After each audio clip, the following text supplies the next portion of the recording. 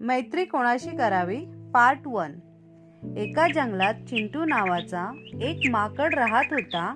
तो जंगलातल्या सर्व प्राण्यांची मदत करायचा, तसेच जखमी प्राण्यांचीही मदत करायचा।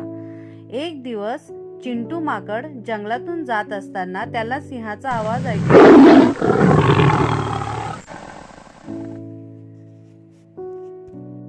अरे, कोणता तरी सिंह अडचणीत आहे वाटतंय।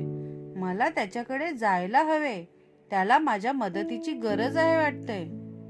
हे बोलून चिंटू माकड सिंहाकडे जाऊ लागला।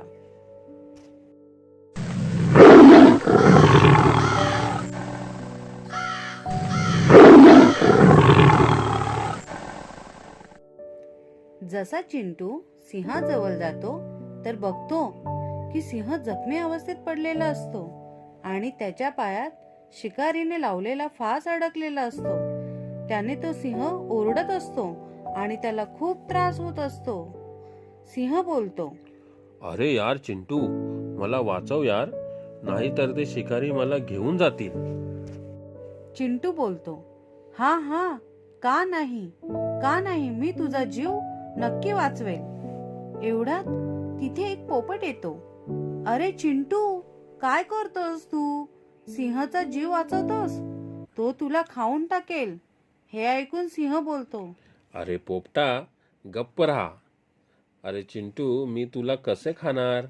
मी तुला नाही खाऊ शकणार। चिंटू बोलतो, अरे पोपट, तू असे काही नको बोलू। मला सिंहाला या फाशामधून सोडवायचे आहे। आणि सिंहाला चिंटू सोडवतो। सिंह बोलतो, अरे चिंटू, आजपासून आपण दोघे मित्र आहोत। यापुढे जंगलात तुझे कोणी काहीच नाही बिघडवू शकत। मी आहे तुझ्या सोबत, आणि मी सोबत असताना जंगलातले प्राणी तुला काहीच नाही बोलणार। पोपट बोलतो, आता इथेच बोलत राहणार तर शिकारी येऊन आपल्याला पकडतील।